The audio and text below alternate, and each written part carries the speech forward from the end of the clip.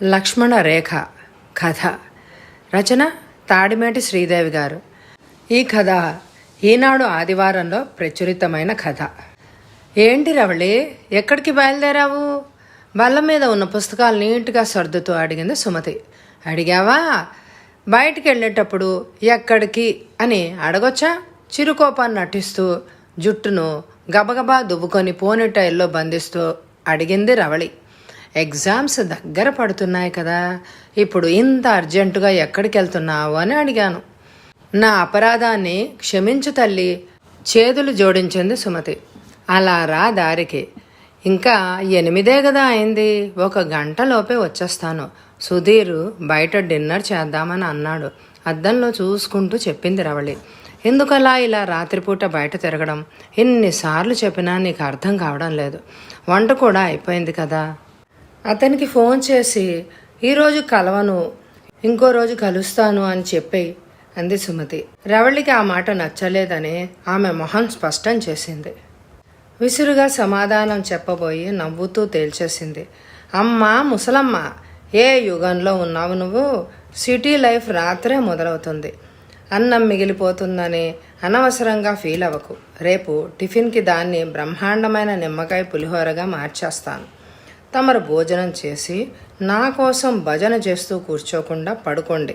కొంచెం లేట్ అయినా కంగారు పడకు, కొంపలేమీ మునిగిపోవు అంటూ సమాధానం కోసం కూడా ఎదురు చూడకుండా గడప దాటింది. సుమతి, రవళి ఒకే ఊరి వాళ్ళు. ఇద్దరిది మధ్యతరగతి కుటుంబాలే. ఇంజనీరింగ్ సీట్ సంపాదించుకొని హాస్టల్లో ఉండి మొదటి సంవత్సరం చదువుతున్నారు. ఇద్దరికి హాస్టల్లో తిండి పడక జబ్బు పడడంతో తల్లిదండ్రుల అనుమతితో చిన్న గది అద్దెకు తీసుకుని వండుకు తింటూ చదువుకుంటున్నారు. ఊరు నుంచి ఎవరు వచ్చినా ఊరగాయలు, ఇతర తినుబండారాలు తెచ్చి ఇవ్వడంతో బాగానే మేనేజ్ చేసుకుంటున్నారు. ఈ మధ్యన సుమతికి హాస్టల్లోనే ఉంటే బాగుండేది అని అనిపిస్తోంది. అక్కడ టైం ప్రకారం ఉండడంతో వార్డెన్ భయం ఉండేది. విడిగా గది తీసుకున్న తర్వాత రవళిలో చాలా మార్పు కనిపిస్తోంది. క్లాస్మేట్ సుధీర్తో బయటకు తిరగడాలు పెరిగాయి. సుమతి హెచ్చరించిన లెక్క చేసే దశలో లేదామె. చేసేదేమీ లేక భోజనం చేసి చదువుకోసాగింది సుమతి. 10:30 దాటినా రవళి రాకపోవడంతో సుమతికి కంగారు మొదలైంది. సెల్ చేతిలోకి తీసుకుంది. ఇందులో తలుపు చప్పుడు. సుమతి అన్న పిలుపు వినపడి తలుపు తీసింది. ఏంటి రవళి, ఇంత లేటుగా నా ఇంటికి రావడం? మనకి ఇలాంటి అలవాట్లు ఉన్నాయా అసలు? ఎందుకు ఇలా చేస్తున్నావు? కొంచెం గట్టిగానే అడిగింది సుమతి. నువ్వు ఇప్పుడు నీతి పాఠాలు మొదలుపెట్టకు, నాకు నిద్ర వస్తోంది అంటూ రవళి వాష్రూంలోకి వెళ్ళిపోయింది.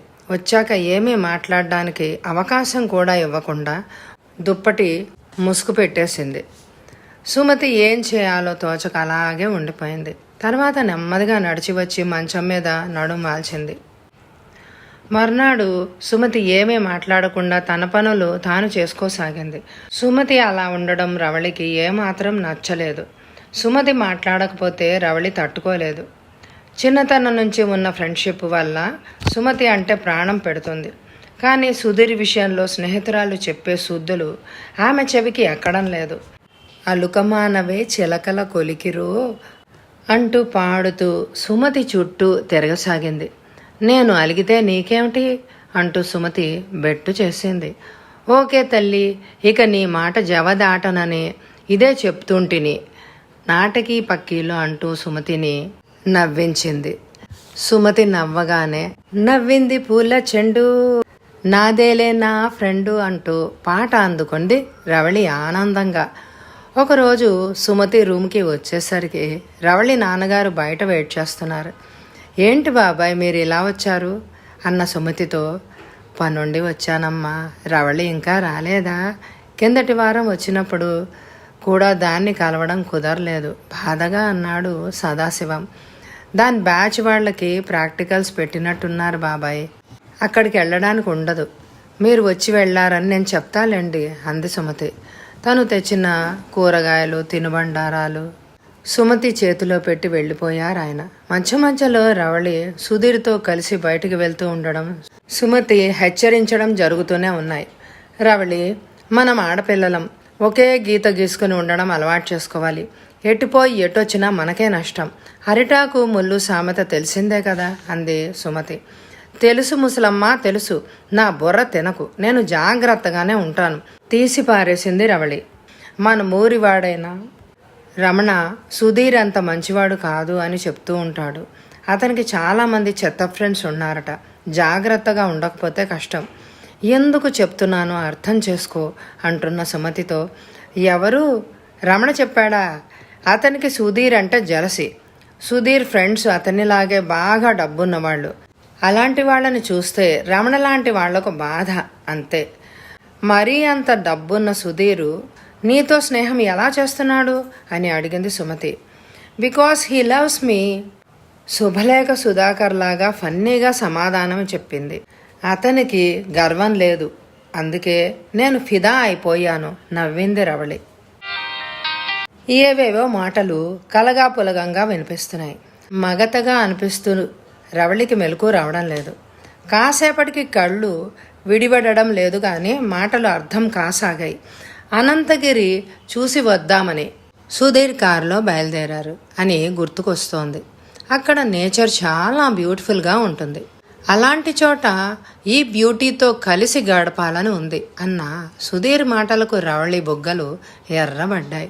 కొన్ని ఫోటోలు తీసుకుని వెంటనే వచ్చేద్దామంటేనే షరతు పెట్టినట్టు అంది రవళి. అలాగే ఆ ముసలమ్మ, అదే నీ ఫ్రెండ్తో కలిసి ఉండి నువ్వు కూడా అలాగే తయారైపోయేలాగా ఉన్నావు అన్నాడు. సుధీర్ పొద్దున్నే బయలుదేరారు. బాగా ఎండగా ఉందని కారు దిగి వెళ్ళి కూల్ డ్రింక్స్ తెచ్చాడు సుధీర్. అది తాగాక మత్తుగా అనిపించింది. తలంటి పోసుకొని ఉన్నావు, పైగా చల్లని గాలి. నేను నిద్రపోలేను కూడా. నీకేంటి, హాయిగా నా ఒళ్ళో తలపెట్టుకుని పడుకో అని సుధీర్ అనడం, తను అలాగే నిశ్చింతగా పడుకోవడం ఒకదాని వెంట మరొకటి గుర్తుకు వచ్చాయి. పిల్ల మాత్రం సూపర్రా ఎవరో అంటున్నారు. జామ్ పండులాగా నోరూరిస్తోందిరా. ఇంకొక గొంతు, గట్టిగా మాట్లాడకండిరా, మెలకు వచ్చేస్తే కష్టం. ఇంకాస్త ఎక్కువగా కలపలేకపోయావా? వెనక నుంచి వెకిలి నవ్వు ఒకటి వినిపించింది. ఇంకా కలిపితే ఆ టైంలో నిద్రపోతే మజా ఏముందిరా ఇంకొకడు అంటున్నాడు. వీళ్ళు ఎవరు? కారులో ఎప్పుడెక్కారు? సుధీర్ కూడా వాళ్లతో బాగా మాట్లాడుతూ ఉండడం, వాళ్ళ వెకిలి మాటలు అన్నీ కలిపి రవళికి విషయం తేట తెల్లం అవుతూ వెన్నులోంచి వణుకు పుట్టుకొచ్చింది. పూర్తిగా అన్నీ తెలుస్తున్నా అలాగే పడుకుని ఉండిపోయింది. ఇంకా ఎంత దూరం రా మన లవ్లీ స్పాట్ అంటున్న వాడితో ఇంకో 50-60 కిలోమీటర్లు ఉంటుంది. ఈలోగా ఆ బ్యాగ్ తీసి చిప్స్ అవి తినండి అన్నాడు సుధీర్. ఇప్పుడు అరిచి గోల చేసినా ఉపయోగం ఉండదు, తెలివిగా ఆలోచించాలి.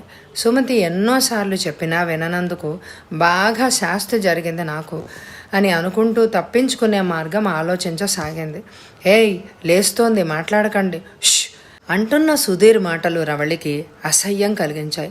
అప్పుడే వెలుకు వచ్చినట్టు లేస్తూ నాకేంటో కడుపులో తిప్పుతోంది సుధీర్, వాంతి వచ్చేలాగా ఉంది, ఒక్కసారి కారు పక్కగా ఆపవా అంది. ఓకే అంటూ కారును రోడ్డు పక్కకి ఆపాడు సుధీర్. డోర్ తీసి పట్టుకుని రవళిని నెమ్మదిగా దింపాడు. అక్కడున్న మైలురాయి మీద కూర్చుని కొంచెం నీళ్లు అన్నట్టు సాయిగ చేసింది.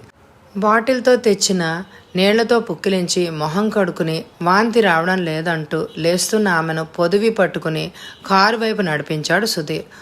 పిల్ల వాంతులు అంటోంది అంటే మనవాడు ఎప్పుడో కానిచ్చేసి ఉంటాడా? అలానే ఉంది చూస్తుంటే. అయినా మనకెందుకురా, మన ఛాన్స్ మనకిస్తున్నాడుగా అంటూ గుసగుసలు వినపడ్డాయి. వీళ్ళు ఎవరు సుధీర్? మనం బయలుదేరినప్పుడు లేరు కదా? కారు దగ్గరికి నడుస్తూ ఉండగా నెమ్మదిగా అడిగిన రవళి ప్రశ్నకు, వీళ్ళు నాకు తెలిసిన వాళ్లే, బస్ మిస్ అయ్యాం, నెక్స్ట్ స్టేజ్లో దింపమని రిక్వెస్ట్ చేశాడు అని చెప్పాడు సుధీర్. ఎన్ని కథలు చెప్తున్నావురా, ఇలాంటి కథలు చెప్పే నన్ను పడేశావు.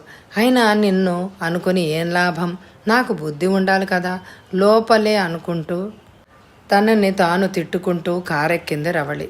కొంచెం స్పీడు తగ్గించు సుధీర్ ప్లీజ్ అంటూ వెనక్కి వాలిన రవళికేసి ఒక్కసారి చూసి సరే అంటూ కొంచెం స్పీడ్ తగ్గించాడు సుధీర్. కారు 10-15 కిలోమీటర్ల దూరం వెళ్ళేసరికి పోలీస్ వ్యాన్ కారుని ఆపేసింది. ఈ అమ్మాయిని బలవంతంగా తీసుకెళ్ళిపోతున్నందుకు మిమ్మల్ని అరెస్ట్ చేస్తున్నాం అన్నాడు ఇన్స్పెక్టర్. ఏంటండి, ఈ అమ్మాయి మా కజిన్, మేమందరం అనంతగిరి చూడడానికి బయలుదేరాం. ఎవరిని పడితే వారిని అరెస్ట్ చేయడం ఏమిటి అంటూ దబాయించాడు సుధీర్. అతనికి వంత పాడారు మిగిలిన ముగ్గురు. ఆహా, అలాగా, ఆ అమ్మాయిని అడుగుదా ఉండండి అంటూ రవళికేసి చూశాడు ఇన్స్పెక్టర్. ఏమాత్రం భయపడకుండా చెప్పు తల్లి, నువ్వు నీ ఇష్ట ప్రకారం వీళ్లతో వెళ్తున్నావా? కాదంటే నిన్ను మీ ఇంటి దగ్గర దిగబట్టి మేము వీళ్ల పని పడతాం అన్నారు ఆయన. నేను రావడం నా ఇష్ట ప్రకారం వచ్చినా ఇతను నన్ను మోసం చెయ్యాలని చూశాడు సార్. ప్రేమిస్తున్నానని చెప్తే నమ్మి సైట్ సీయింగ్ అన్నాడని వచ్చాను. నాకు కూల్ డ్రింక్లో మత్తుమందు కలిపించి తన ఫ్రెండ్స్తో కలిసి నన్ను వీళ్ళు ఇక మాట పెక్కలేదు. చున్నీ అడ్డు పెట్టుకుని బోరుమంది. మీరు చదివిన చదువులు మీకు లోకజ్ఞానం ఇవ్వడం లేదు. ఆడపిల్లలను అక్కా చెల్లెళ్లలాగా చూడాలనే సంస్కారాన్ని కూడా నేర్పడం లేదు అంటూ నిట్టూర్చాడు ఆయన. ఇదిగో 302, నువ్వు ఈ అమ్మాయిని జాగ్రత్తగా ఇంటికి చేర్చు. నేను వీళ్ళని కృష్ణ జన్మస్థానానికి తీసుకువెళ్తాను. నువ్వు వీళ్ళకారు తీసుకొని రావయ్యా అంటూ ఇంకొక కానిస్టేబుల్కి అప్పచెప్పాడు ఆయన. అసలే రవళి రాలేదని కంగారు పడుతున్న సుమతి పోలీస్ కానిస్టేబుల్తో వచ్చిన రవళిని చూసి మరింత కంగారు పడిపోయింది. ఏమైందే, అలా ఉన్నావేంటి అంటూ ప్రశ్నలు గుప్పించసాగింది. కానిస్టేబుల్ జరిగింది చెప్పి వెళ్ళిపోయాడు.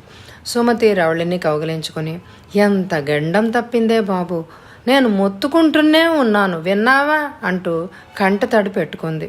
సుమతి మెడ చుట్టూ చేతులు వేసిన రవళి, ఇంకెప్పుడు నువ్వు చెప్పిందాన్ని కాదన్ను అంటూ వెక్కిళ్ళు పెడుతూ ఏడవడం మొదలుపెట్టింది. ఊరుకో అంటూ వెన్ను నిమురుతూ, ఇంతకీ పోలీసులు ఆ టైంకి ఎలా వచ్చారో ఆశ్చర్యంగా అంది సుమతి. నీ దయవల్లే అన్న రవళిని వింతగా చూస్తూ, నా వల్ల అంటూ తెల్లబోయి కళ్ళు పెద్దవి చేసి చూస్తూ అంది సుమతి. అవును, నువ్వు నా ఫోన్లో దిశ యాప్ డౌన్లోడ్ చేసి డిలీట్ చేస్తే ఒట్టు అన్నావు, గుర్తుందా? అదే నన్ను కాపాడింది. నేను వాంతి వస్తోందని అబద్ధం చెప్పి కారు పక్కకు ఆపించాను. సుధీర్ని మంచినీళ్ళ బాటిల్ తెమ్మని అతను వచ్చేలోగా చున్నీ చాటున పెట్టుకున్న సెల్లో దిశ ఆపరేట్ చేశాను. నేను ఎక్కడి నుంచి ఆపరేట్ చేశానో వెంటనే తెలిసి త్వరగానే పోలీసులు వచ్చేశారు. నీ రుణం తీర్చుకోలేనే అంటున్న రవళిని తప్పిపోయిన పిల్ల ఇంటికి తిరిగి వచ్చినప్పుడు తల్లి హత్తుకున్నట్టు మరింత దగ్గరగా హత్తుకుంది సుమతి. లక్ష్మణరేఖ కథ సమాప్తం. తాడిమేటి శ్రీదేవి గారికి నా ధన్యవాదాలు తెలియజేసుకుంటున్నాను. ఈ కథ మీకు నచ్చిందండి? అయితే వెంటనే లైక్ ఇచ్చేయండి. మీ లైక్స్ ద్వారా నా ఛానల్ని సపోర్ట్ చేయండి, నన్ను ఎంకరేజ్ చేయండి. ధన్యవాదాలండి.